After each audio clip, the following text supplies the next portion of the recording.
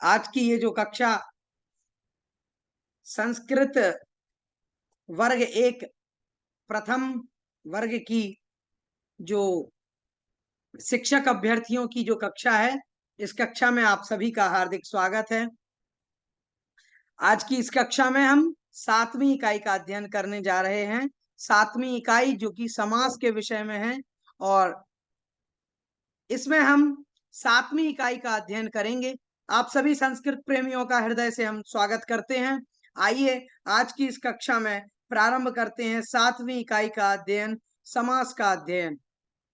आप सभी के साथ में स्क्रीन शेयर कर रहा हूं और आप सभी लोगों तक मेरी आवाज, मेरी ध्वनि अगर पहुंच रही है तो एक बार कृपया करके मुझे यहाँ पर विपिन जी हैं और वो एक बार कर दें, हैंड रेज कर दें। और भी जो लोग जुड़े हैं, योगेश जी, पांडे जी, आप कर दीजिए हैंड रेज अगर आवाज आ रही है आप लोगों तक।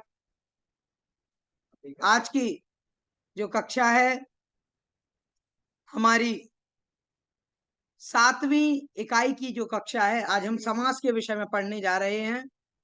चलिए प्रारंभ करते हैं। विपिन जी ने कमेंट कर दिया है।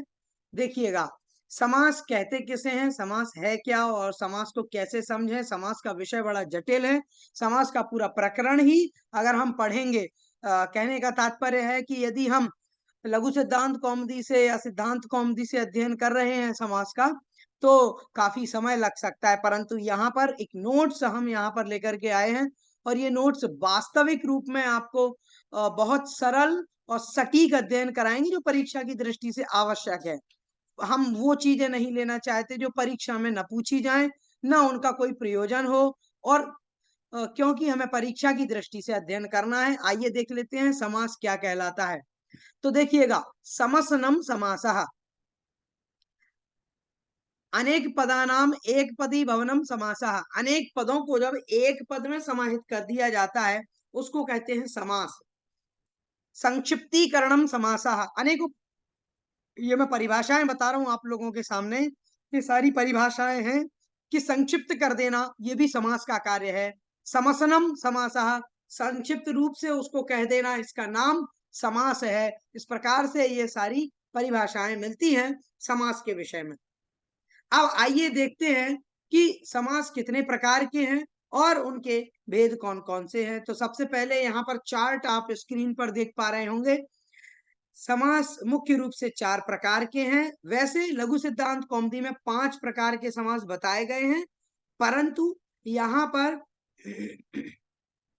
हम इनको 4 प्रकार से बता रहे हैं क्योंकि उसमें उन्होंने अव्ययी भाव, तत्पुरुष, कर्मधारय, द्विगु, बहुव्रीहि और द्वंद्व, इस प्रकार से उसके भेद किए हुए हैं 5। और अब देखिएगा कि यहाँ पर हम देख लेते हैं। सबसे पहला समास है अव्ययी भाव समास। उसके बाद आता है तत्पुरुष समास। तत्पुरुष समास के 2 प्रकार के भेद होते हैं। पहला कर्मधारय, और कर्मधारय का ही एक भेद है द्विगु, और दूसरा होता है नए समास। तो कुल मिलाकर के नए और कर्मधारय ये 2 मुख्य भेद बन जाते हैं तत्पुरुष के। इसके बाद आता है बहुव्रीहि समास, फिर आता है द्वंद्व समास। तो ये 5 प्रकार के समास यहाँ पर बन जाते हैं। लघु सिद्धांत कौमुदी में 5 प्रकार के उन्होंने समास माने हैं। अव्ययी भाव, तत्पुरुष, कर्मधारय, बहुव्रीहि और द्वंद्व। द्विगु उन्होंने भिन्न रूप से नहीं माना है और 5 प्रकार के समास माने गए हैं। अब देख लीजिएगा कि इन समासों में जो समास हैं इनकी परिभाषाएं क्या हैं, इनको हम कैसे समझें। तो सबसे पहले देखिएगा अव्ययी भाव। अव्ययी भाव समास क्या कहता है, इसका काम क्या है, ये सभी जो जितने भी पद होते हैं उनमें अव्ययी भाव कर देता है, मतलब उनको अव्यय के रूप में परिवर्तित कर देता है। जब अव्यय के रूप में परिवर्तित कर देता है, एक पूरे समस्त पद जो समास होकर के बनता है उसको अव्यय बना देता है, इसलिए इसको जो है अव्ययी भाव समास कहते हैं। इसमें पूर्व पद प्रधान होता है। देखिएगा, प्रायः पूर्व पद प्रधान अव्ययी भाव, प्रायः कर पूर्व पद प्रधान होता है अव्ययी भाव समास में। उसके बाद देखिए तत्पुरुष समास क्या कहता है, प्रायः उत्तर पद प्रधान तत्पुरुषः। प्रायः कर उत्तर पद की प्रधानता, माने बाद वाले पद की प्रधानता जिसमें होती है वो तत्पुरुष होता है। इसके बाद अन्य पद प्रधान बहुव्रीहि कि जिसमें अन्य पद की प्रधानता होती है, ना पूर्व पद की होती है, ना उत्तर पद की होती है। इसके बाद द्वंद्व समास कहलाता है उभय पद प्रधान द्वंद्व, जो उभय पद यानी कि दोनों पदों की जहां पर प्रधानता हो वो द्वंद्व समास है। कर्मधारय समास क्या होता है? उपमानोपमेय कर्मधारय, इसमें उपमान और उपमेय के रूप में जो है ये कर्मधारय समास बनता है। और उसके बाद आता है द्विगु समास। द्विगु समास क्या है? तो कहते हैं संख्या पूर्वो द्विगु, भाई संख्या जिसके पूर्व में होती है ऐसा कर्मधारय को द्विगु कह दिया जाता है। तो इस प्रकार से ये हमने ये समास देखा। अब देखिए नए समास क्या होता है? निषेधार्थ बोधका नय, भाई जो निषेध अर्थ का बोधन कराता है कि ये निषेध कर देता है उसको कहते हैं नए समास। मध्यम पद का यहाँ पर लोप हो जाता है, मध्यम पदस्य लोपः इति मध्यम पद लोपी समासः। इस प्रकार से इन समासों को हमने देख लिया है। अब क्रमशः एक बार इनको हम पढ़ लेते हैं। इनकी बहुत संक्षिप्त रूप से परिभाषा और बहुत शॉर्ट तरीके से ये जो नोट्स हैं इनमें आपको बताई गई है। आपको अधिक कहना चाहिए परिश्रम की भी आवश्यकता नहीं पड़ेगी और साथ ही साथ में अधिक आपको अध्ययन भी नहीं करना पड़ेगा, कम परिश्रम में, और आपको अधिक सामग्री परीक्षा की दृष्टि से इस नोट्स में मिलेगी। हम आपको ग्रुप पर ये प्रोवाइड करने वाले हैं, तो आपको ये जो है वीडियो भी आपके लिए बहुत कारगर होगी और आप इस नोट्स को भी पढ़िए। पूर्व पद प्रधानो अव्ययी भावा, भाई पूर्व पदार्थ की यहाँ पर प्रधानता है वो अव्ययी भाव है। अब इसमें क्या है कि दो पद होते हैं, पहला पद अव्यय है, दूसरा सुबंत होता है। अब अव्यय पद जो है ना, क्योंकि इसका नाम है अव्ययी भाव, तो अव्ययी भाव है इसीलिए यहाँ पर पूर्व पद जो अव्यय है उसकी प्रधानता होगी। तो इस प्रकार से, और जब समासे सति पदद्वयमपि अव्ययम भवति, और समास हो जाने पर दोनों पद, मतलब जो एक सुबंत है अव्यय नहीं है वो भी अव्यय बन जाता है। तो इस प्रकार से अव्ययी भाव समास में एक अव्यय दूसरे सुबंत के साथ मिलकर, एक अव्यय है एक सुबंत है, दोनों मिलते हैं तो अव्यय क्या करता है? सुबंत को अव्यय रूप परिणमित कर लेता है, इसी का नाम अव्ययी भावः। अब देख लीजिए ये किन किन अर्थों में होता है। ये इसका एक बहुत प्रसिद्ध सूत्र भी है, आप सभी को याद होगा, बड़ा सा एक दीर्घ सूत्र है, तो इसको आप याद कर लीजिए। अव्ययम विभक्ति समीप समृद्धि व्यत्यर्था भावात्यया संप्रति, हाँ, शब्द प्रादुर्भाव पश्चात यथानुपूर्व योग पद्य सादृश्य संपत्तौ साकल्यांत वचनेषु, इस प्रकार से एक सूत्र आया है। उसमें संपूर्ण रूप से अव्ययी भाव को उन्होंने विश्लेषित कर दिया है। अब देख लेते हैं कि अव्ययी भाव किस प्रकार से कार्य करता है। देखिए अब अधि अव्यय है, विभक्ति के अर्थ में आता है, सप्तमी विभक्ति के अर्थ में प्रयोग होता है। जैसे इसका विग्रह वाक्य बनेगा हरऊ इति, और समस्त पद बन जाएगा अधिहरि। ऐसे ही उपगंगम, गंगाया समीपम, तो यहाँ पर उप जो है वो समीप अर्थ में कार्य करेगा। अव्ययम विभक्ति समीप, समीप अर्थ में कार्य कर रहा है। आगे देखिएगा कि समृद्धि अर्थ में क्या काम करेगा, तो एक इसका प्रसिद्ध उदाहरण है सुमद्रम। सुमद्रम अर्थात मद्राणाम समृद्धि, मद्रों की समृद्धि को दिखाने वाला होता है, और इसमें सु जो है अव्यय है, इस प्रकार से ये अव्ययी भाव समास है। ऐसे ही दुर्यवनम, दुर्यवनम में देखिए यवनानाम व्यर्थी, तो ये जो है दुर जो है यहाँ पर अव्यय है। ऐसे ही निर्विघ्नम, विघ्नानाम अभावः, ये अभाव अर्थ में है। अतिबाधम, बाधाया अत्ययः, अत्यय अर्थ में है ये। अतिक्रोधम, क्रोधः संप्रति न युज्यते, अर्थात अभी वर्तमान काल में क्रोध ठीक नहीं है। अतिक्रोधम, यहाँ पर अति माने ज्यादा क्रोध नहीं है, अतिक्रोधम मतलब है कि भैया अब क्रोध ठीक नहीं है, अब यहाँ पर ठीक नहीं लग रहा है।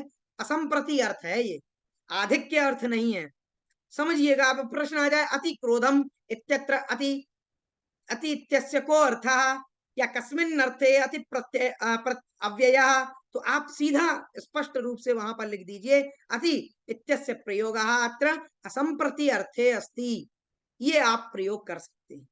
इति हरि, इति हरि हरेः प्रादुर्भाव, इति माने यह हरि, ऐसा हरि, ऐसा मत समझिएगा। शब्द प्रादुर्भाव में उसका प्रयोग होता है कि भाई हरि का प्रादुर्भाव हो गया, प्रकटी भाव हो गया, इसलिए हरेः प्रादुर्भावः इति हरिः। आगे देखिए अनुग्रहम, ग्रह के बाद, मैं घर के बाद मैं बाजार जाऊंगा तो मैंने कहा अनुग्रहम आपणम गच्छामि, तो अनुग्रहम यहाँ पर है गृहस्य पश्चात, तो पश्चात माने बाद के अर्थ में है, यानी आप ये समझ रहे हैं कि घर के पीछे, अनुग्रहम नहीं, गृहस्य पश्चात माने घर के बाद मैं ये कार्य करूंगा। अनुग्रहम आपणम गच्छामि, अनुग्रहम इत्यत्र अनु अव्ययः कस्मिन् अर्थे, पश्चाद अर्थे, इस प्रकार से हमें प्रयोग करना है। अनुरूपम, अब देखिए अनु अनु दो बार आया है, यही तो हमें ध्यान रखना है। यहाँ पर अनुरूप का मतलब क्या है, तो रूप के योग्य, रूपस्य योग्यम, ये योग्य अर्थ में है। प्रश्न ऐसा बन सकता है, आप ये मत समझिए कि समास का उदाहरण दे देंगे और सीधा पूछ लेंगे इसमें कौन सा समास है, कि अनुग्रहम इत्यत्र कहा समासः, ऐसा प्रश्न नहीं आएगा। वो यहाँ पर कंपटीशन बहुत तगड़ा है, आप छोटी छोटी चीजों को भी तैयार कर ले, एक ही तो सूत्र है, उसके लिमिटेड उदाहरण है, उसको आप अगर अच्छे से कंठस्थ कर लें, कंठस्थी भाव अगर यहाँ पर हो जाएगा फिर तो काम बन जाएगा, कोई दिक्कत ही नहीं है, एक इकाई कंप्लीट।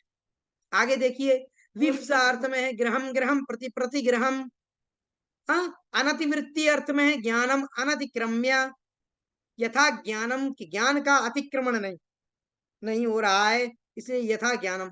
अनुज्येष्ठम, आनुपूर्वी के अर्थ में है यहाँ पर, ज्येष्ठस्य आनुपूर्वेण, अर्थात ज्येष्ठ की आनुपूर्वी माने ज्येष्ठ, फिर उसके बाद कनिष्ठ, फिर उससे भी कनिष्ठ, फिर उससे भी कनिष्ठ, ये आनुपूर्वी। आनुपूर्वी को ही आप देखिएगा पदक्रम कहते हैं हिंदी में, और इंग्लिश में इसको कहेंगे हैरार्की। तो एक हैरार्की जो है उसके अनुसार जो चलता है उसको आनुपूर्वी कहते हैं। योग पद्य माने एक साथ, हाँ, टुगेदर। सचक्रम, चक्रेण युगपत, चक्र के साथ साथ कोई व्यक्ति चल रहा है तो सचक्रम योग पद्यार्थ है। सहरि, हरे सदृशः, सहरि। आगे देखिए, सक्षत्रम, क्षत्राणाम संपत्ति, क्षत्रों की संपत्ति, संपत्ति अर्थ में, साकल्य अर्थ में। सत्रणम, अर्थात कि तृण को भी साथ लेकर के, तिनका तिनका भी लेकर के। साग्नि ही, ये अंत अर्थ में है कि अग्नि तक, साग्नि। तो ये आप जरूर इनके किस अर्थ में ये यहाँ पर अव्ययी भाव हो रहा है, ये जरूर आप ध्यान रखेंगे तो काम आपका बढ़िया बन जाएगा, कोई दिक्कत नहीं होगी। अब आगे देखिएगा, यहाँ पर हमने अव्ययी भाव के बाद में अब लिया है तत्पुरुष समास को, और तत्पुरुष जो समास है उस तत्पुरुष समास को देख लेते हैं। तत्पुरुष का ही एक भेद है कर्मधारय, आप देखेंगे तत्पुरुष का ही एक भेद होता है कर्मधारय। अब देखिए कर्मधारय क्या है, तत्पुरुषस्य भेदः कर्मधारयः, कर्मधारस्य भेदः द्विगुः। भाई देखिएगा, तत्पुरुष का भेद है कर्मधारय, कर्मधारय का भेद है द्विगु। और कर्मधारय में क्या होते हैं, दो पद होते हैं। पहला तो होता है मतलब ये समझ लीजिए कि दोनों ही पद विशेषण विशेष्य होते हैं, उपमान और उपमेय होते हैं, और इनमें होता है समास। एक ही लिंग होता है दोनों का, एक ही वचन होता है दोनों का, विभक्ति भी एक ही होती है। मतलब ये समझ लीजिए विशेषण विशेष्य है, उपमान उपमेय है, उन दोनों में समास है। और ये जो है इस प्रकार से इसको कहते हैं कर्मधारय। कर्मधारय भी अनेक प्रकार का है। अब देखिएगा कर्मधारय के उदाहरण देख लीजिएगा आप, 7 प्रकार का है, ये भी छोटा मोटा नहीं है कर्मधारय भी। देखिएगा, जैसे विशेषण पूर्व पद कर्मधारय, भाई प्रश्न ऐसा भी आ सकता है, आप ये मत समझिएगा कि हमें केवल एक ही प्रश्न ऐसा दे दिया जाएगा कि नीलोत्पलम इत्यत्र कहा समासः, यहाँ कर्मधारय समासः कुत्र, बहुत सारे उदाहरण दे देंगे, राजपुरुषः, नीलोत्पलम, हाँ, दशाननः, तो न कोपी। तो आप ये मत समझिएगा कि ऐसा सरल दे देंगे, कठिन ही देंगे कि भाई इसमें से ये कौन सा कर्मधारय है बताइए, विशेषण पूर्व पद है या विशेष पूर्व पद है या विशेषण उभय पद है, किस प्रकार का है, ये आपको छांटना पड़ेगा। सो ऐसी तैयारी करिएगा आप कि आप इस प्रकार से डिफाइन कर सकें, इनको अलग अलग डिवाइड कर सकें। ऐसा नहीं कि आप एकदम से कंपाइल्ड कर दें और फिर याद नहीं हो पाए आपको। तो आप इनका बहुत अच्छे से, जो हमने बाइफरकेशन कर रखा है इसमें, मतलब विभाजन कर रखा है, उसको देखते हुए और फिर आप जो है इसको याद करेंगे, समझेंगे, पढ़ेंगे, तो सारी चीजें बिल्कुल सरल होती चली जाएंगी, काठिन्य बिल्कुल भी नहीं होगा। देखिएगा, विशेषण पूर्व पद आता है कि भाई जिसमें विशेषण पहले हो, जैसे नीलोत्पलम, नीलम उत्पलम, नीलम चा उत्पलम चा, नील है उत्पल, तो नीलोत्पलम। पीतम अंबरम, तो इसमें दोनों में देखिए समान विभक्ति है, समान लिंग है, समान वचन है, और विशेषण जो है पीत माने पीला, पीला कपड़े का विशेषण है, और विशेषण पूर्व पद में आया है, इसीलिए पीतांबरम ये यहाँ पर हमने बना दिया। आगे देखिएगा, विशेष्य पूर्व पदम, दूसरा है वही जिसमें विशेष पहले रहता है, जैसे वैयाकरणानाम खसूची ही, वैयाकरण खसूची ही, अर्थात वैयाकरण तो है परंतु खसूची वैयाकरण है। खा माने होता है आकाश, आसमान, और सूची माने उसको सूचित करने वाला। भाई किसी ने पूछा कि बताइए भाई इसमें कौन सा समास है, इसमें कौन सा प्रत्यय है, इसमें कौन सा अव्यय है, इसमें कौन सी धातु है, इसका प्रकृति प्रत्यय क्या है, तो उस समय न बताते हुए केवल क्या करना, अरे भैया ये तो याद नहीं आ रहा, अब पता नहीं ये क्या होगा। आसमान की ओर जो देखें, कभी कभी हम बच्चों को जब पढ़ाते हैं, आपने भी कई लोगों को जब पढ़ाया होगा, या हम भी बचपन में जब पढ़ते थे तो नहीं आता था तो पंखे की तरफ देखने लगते थे ऊपर, क्यों? तो मास्टर जी पूछते भैया ऊपर क्या देख रहे हो, क्या पंखे पे लिखा हुआ है, छत पे लिखा हुआ है? तो वही बात यहाँ पर है कि जब किसी वैयाकरण से पूछा जाए कि भैया इसमें प्रत्यय क्या है, सूत्र क्या है, अव्यय क्या है, धातु क्या है, प्रकृति प्रत्यय क्या है, और वो नहीं बता पाए, तो फिर उसको कहेंगे वैयाकरणा नाम खसूची ही, ये तो खसूची वैयाकरण है। मतलब कि जैसे ही पूछते हैं तो आसमान की तरफ देखने लगता है। इस प्रकार से ये जो है विशेष पूर्व पद, इसमें विशेष जो है वो पूर्व पद में आ जाएगा। विशेष तो वैयाकरण है, और विशेषण है उसका खसूची, कि आसमान की ओर सूचित करने वाला है, आसमान की ओर सूचित करने वाला वैयाकरण है, उसको वैयाकरण खसूची कहेंगे।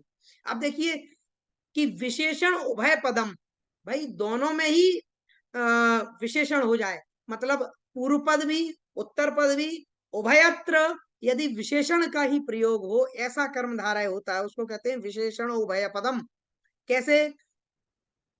पूर्वम स्नातः पश्चादनुलिप्तः स्नातानुलिप्तः, पूर्वम स्नातः स्नानं कृतवान् एषः, नाम स्नानं कृतः स्नातः अयम, तो वो पहले स्नान कर लिया, पश्चात अनुलिप्तः, बाद में फिर तैल आदि का मर्दन कर लिया, उससे लिप्त हो गया, या जो है अनेक प्रकार की चीजों से अनुलिप्त हो गया, मान लीजिए ओबटन आदि लगाया हो स्नान के बाद, या और भी कई चीजें श्रृंगार के चंदन आदि का लेप कर लिया, तो कहते हैं पूर्वम स्नातः पश्चात अनुलिप्तः स्नातानुलिप्तः।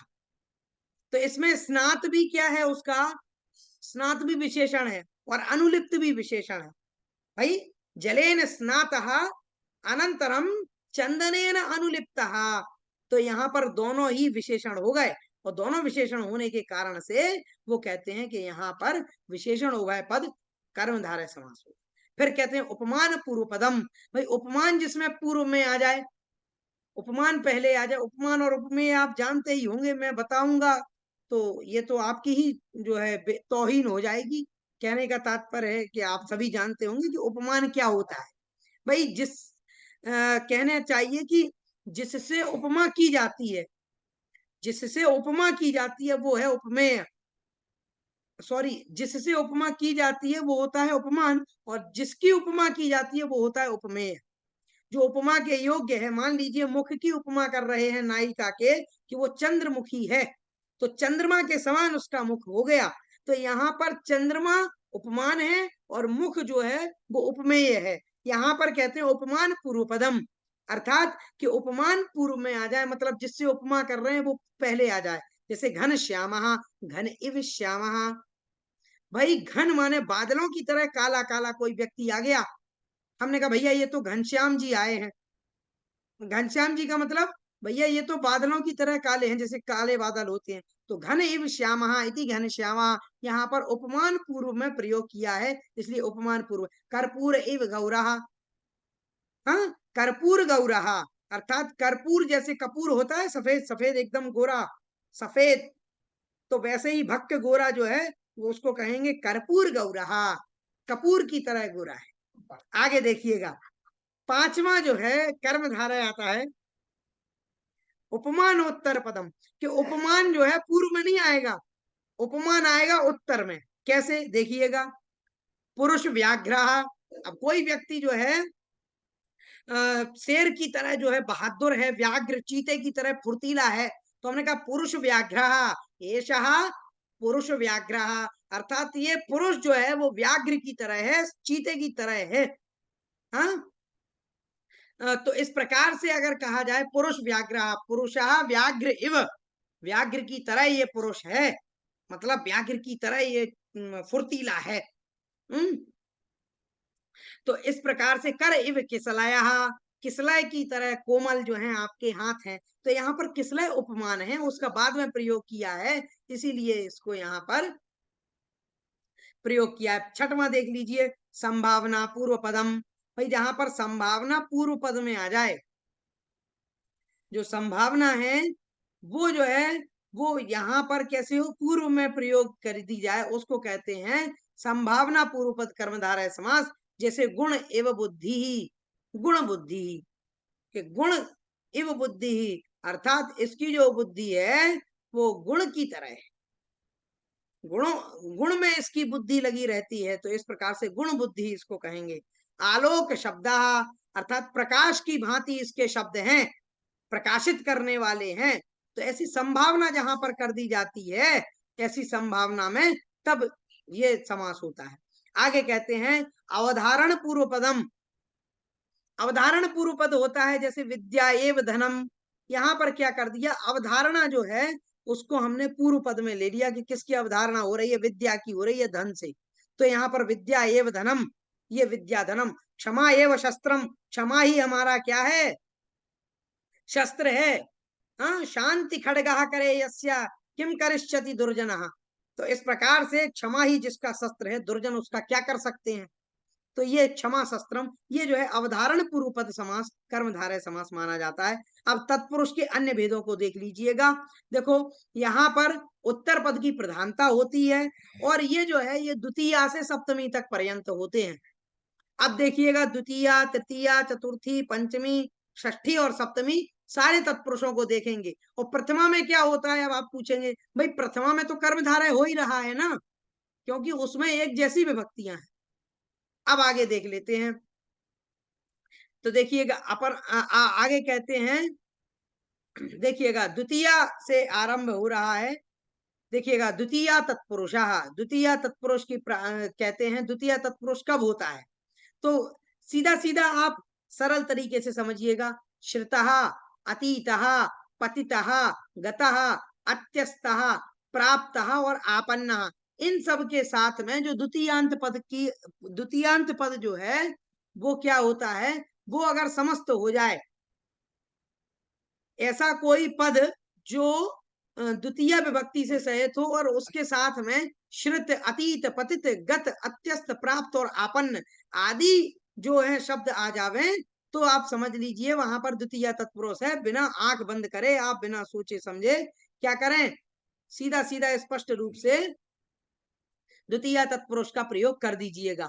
ठीक है, देखिए जैसे कष्टम श्रुतः, कष्ट श्रुतः, कालम अतीतः, कालातीतः, कूपम पतितः, कूपपतितः, ग्रामं गतः, ग्रामगतः, संकटम अत्यस्तः, संकटात्यस्तः, सुखम प्राप्तः, सुख प्राप्तः, दुखम आपन्नः, दुखापन्नः। इस प्रकार से ये सब जो है वो सूत्र जो आया है द्वितीय श्रुतातीत पतित गत, तो इस प्रकार से उसी सूत्र का यहाँ पर आलम्बन लेकर के ये शॉर्ट रूप से आपको ये आप कर लीजिएगा तो आपका काम बन जाएगा। आगे देखिएगा तृतीय शब्द, जो तृतीय तत्पुरुष है उसका कैसे हमें प्रयोग करना है।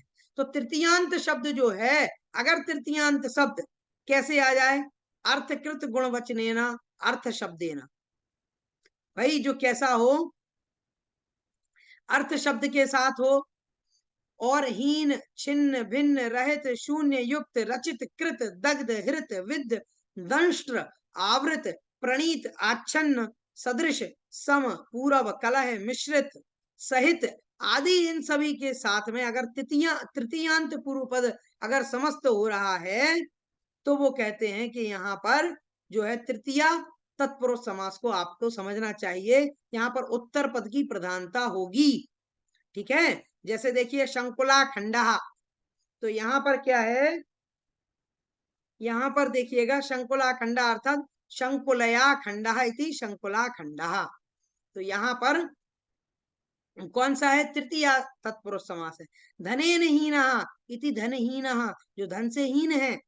नखैः भिन्नः इति नख भिन्नः। ज्ञानेन शून्यः, ज्ञान शून्यः। पाणिनिना प्रणीतम इति पाणिनि प्रणीतम। कालिदास कृतम। चंदन युक्तः, चंदनेन युक्तः।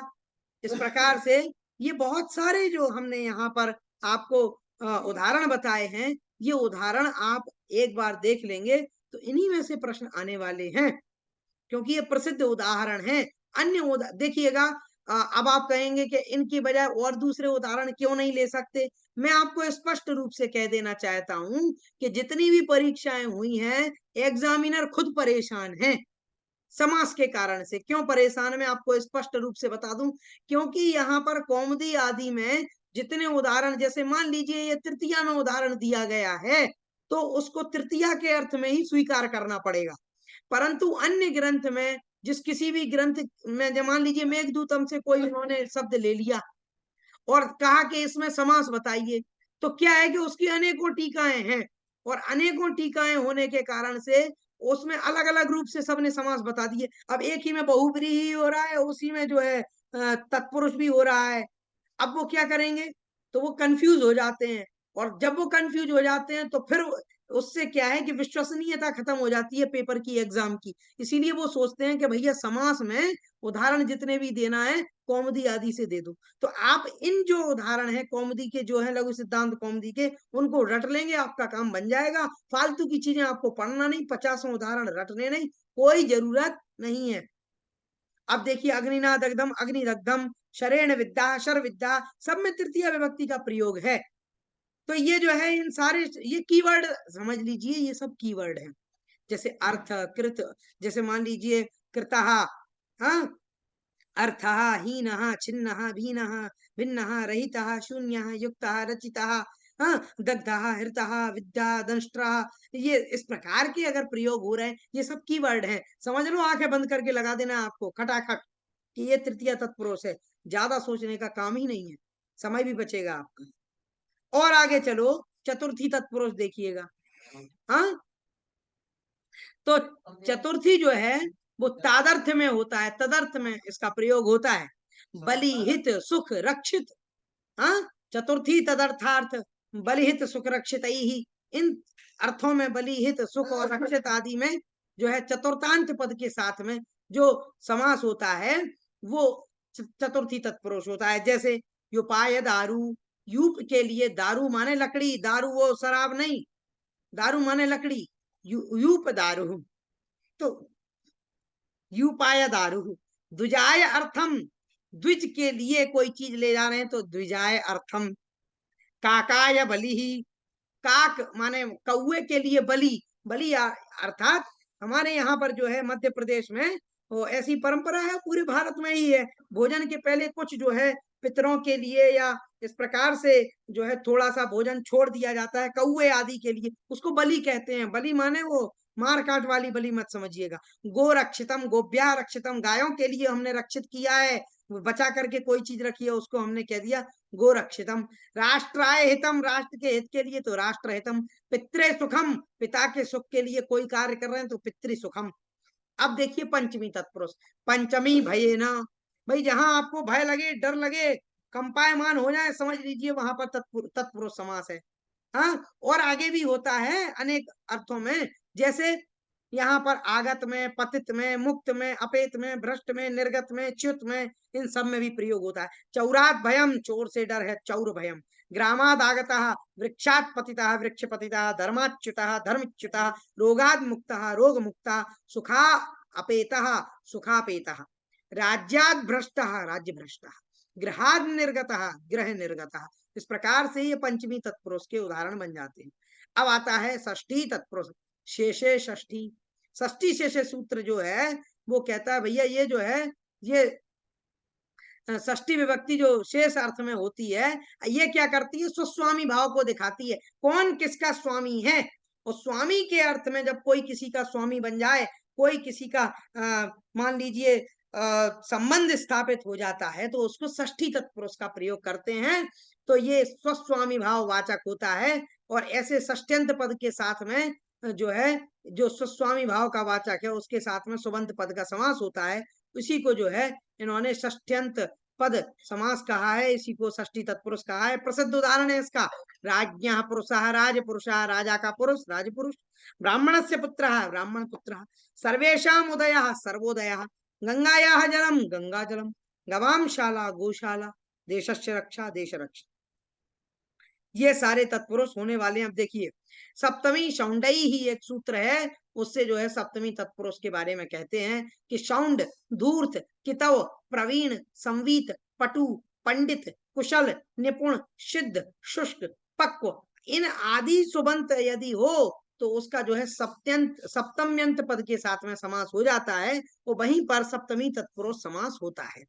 कैसे? जैसे दाने शौंडा, तो दान शौंडा, द्यूते कितवः द्यूत कितवः, भाई वो जुए आदि में जो है छल कर रहा है तो द्यूत कितवः, क्रियायाम धूर्तः क्रिया धूर्तः, भाई क्रिया करने में कार्य करने में कर्म कांड में धूर्त है ये तो, धर्मे प्रवीणः तो धर्म प्रवीणः, ये कीवर्ड हैं, आपको फालतू की चीजें याद नहीं करनी। शौंड धूर्त कितव प्रवीण संवीत पटु पंडित कुशल निपुण सिद्ध शुष्क पक्व, इन सब कीवर्ड को आप याद कर लीजिए, आपका सप्तमी तत्पुरुष निपट गया, आपको ज्यादा चिंता ही नहीं करनी। कीवर्ड याद है, कहीं पर भी प्रवीण आ गया सीधा खटाखट सप्तमी तत्पुरुष पे क्लिक कर दो, क्योंकि ऑनलाइन है ना तो क्लिक करना है, गोला गोला नहीं करना है इसमें। कार्य कुशलः व्यवहारे पटुः योगे सिद्धा स्थाल्यम पक्वा स्थाली पक्वा, आतपे शुष्कः आतप शुष्का, ये आप जरूर देखिए। अब आप कहेंगे भैया नए समास तो है ही नहीं हमारे में, तो मैं आपसे निवेदन करूंगा नए समास तत्पुरुष का ही भेद है। तो मेरे प्यारे अभ्यर्थियों संस्कृत प्रेमियों, ये मत भूल जाना कि नए समास को छोड़ दो, हाँ मध्यम पद लोपी समास को छोड़ दो, या अन्य समास जो है भैया उनको छोड़ दो, क्यों? क्योंकि वो आने ही नहीं है। ऐसा मत कर देना, नहीं तो फिर क्या है कि जब आप ऐसा छोड़ दोगे और फिर वही पेपर में आ जाएगा। तो देखिए नए समास निषेध का प्रयोग करता है, ना और अन और आ का प्रयोग प्रारंभ में होगा, समझ लीजिए ये जो है ये नए समास है। जैसे शांति नहीं है, न शांति ही अशांति, न शक्तम अशक्तम, न समर्था असमर्था, न लौकिकम अलौकिकम, न आदि अनादि, अब अन का प्रयोग देखो, न ईश्वर अनीश्वर, न एकधा अनेकधा, न आकृति अनाकृति, न अंतः अनंतः, ये सब प्रयोग जितने भी हैं ये सब नए समास के प्रयोग। क्लियर है ना? अब तो कोई डाउट होगा ही नहीं इसमें, क्योंकि बहुत सरल है। अब देखो मध्यम पद लोपी क्या होता है, ये तत्पुरुष का ही भेद है, लेकिन क्या है ये क्या करता है कि जिन जिन पदों में समास होता है ये क्या करता है, बीच वाले को खा जाता है। मध्यम पद का लोप कर दे, सीधा सीधा स्पष्ट है, मध्यम पद का लोप कर देता है, आगे पीछे के पदों को बचाए रखता है, उसको कह देते हैं मध्यम पदलोपी समासा। जैसे यहाँ पर देव पूजक ब्राह्मण, भाई देवों की पूजा करने वाला ब्राह्मण है उसको कहते हैं देव ब्राह्मण। देव ब्राह्मणा क्यों कहा? भाई इसमें हमने समास कर दिया, पूजक को हटा दिया, मध्यम पद का लोप कर दिया, तो देव पूजक ब्राह्मणा इति देव ब्राह्मणा, शाक प्रिय पार्थिव इति शाक पार्थिव, भाई इस प्रकार से कोई शाक प्रिय पार्थिव, तो प्रिय को हमने हटा दिया, तो अगर कोई ऐसा उदाहरण आ जाए शाक पार्थिवा देव ब्राह्मणा, सीधा सीधा है मध्यम पदलोपी समास। प्रादि समास में क्या होता है, जब प्रादि उपसर्गों का समास हो गए तब उसको प्रादि समास कहते हैं। इसके एक दो उदाहरण हैं, आप अच्छे से रट लो, और ज्यादा आपको चिंता नहीं करनी है, कोई और उदाहरण इससे पूछे नहीं जाते। जैसे प्रकृष्टा आचार्य प्राचार्य, अतिक्रांत रथम अतिरथ, रथ को अतिक्रांत कर लिया है तो अतिरथ कह दिया, सिंपल है, ज्यादा कठिन नहीं। अब देखो कर्मधारय क्या है, जब कर्मधारय समास में जब प्रथम पद अगर संख्यावाची हो जाता है तो उसको द्विगु कह देते हैं, इसीलिए कहते हैं संख्या पूर्व दिगु, माने पूर्व में जो प्रथम पद है वो संख्यावाचक अगर आ जाए तो उसको दिगु कह देते हैं।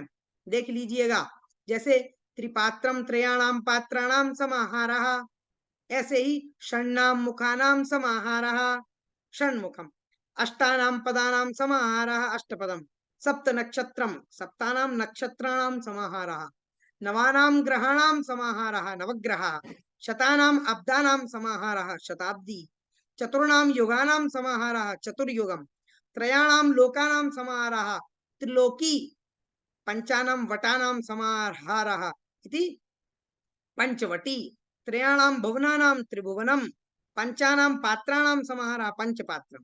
तो इस प्रकार से स्त्री में भी होता है भाई, स्त्रियों में कैसे होता है, सप्तानाम शतानाम समाहारः, तो कहते हैं सप्तशती। इस प्रकार से ये प्रयोग बनते हैं।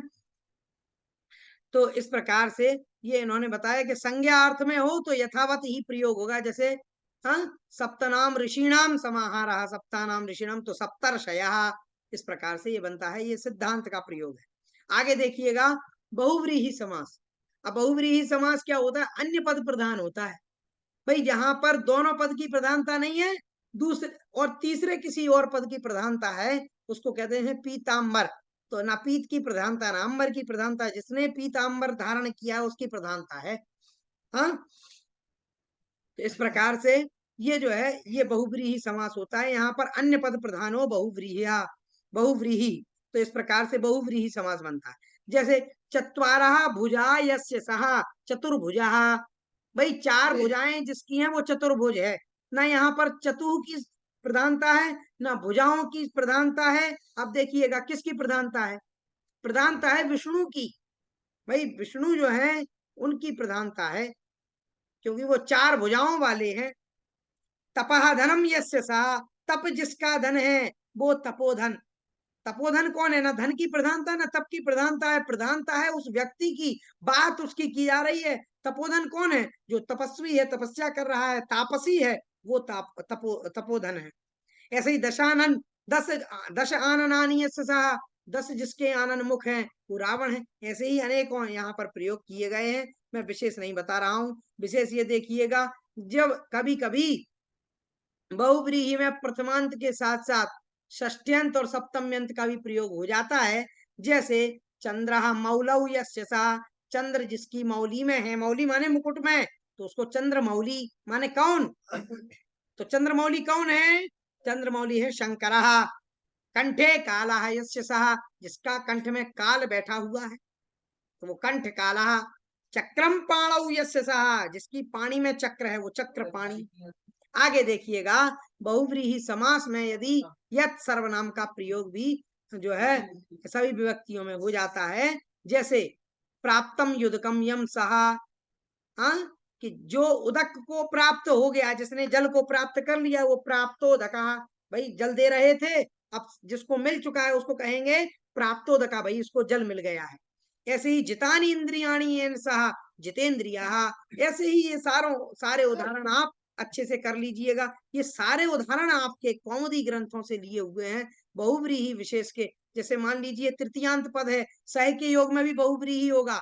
हाँ, जनकेन सह वर्तमानः सजन कहा, भार्यया सह वर्तमानः सभार्यः।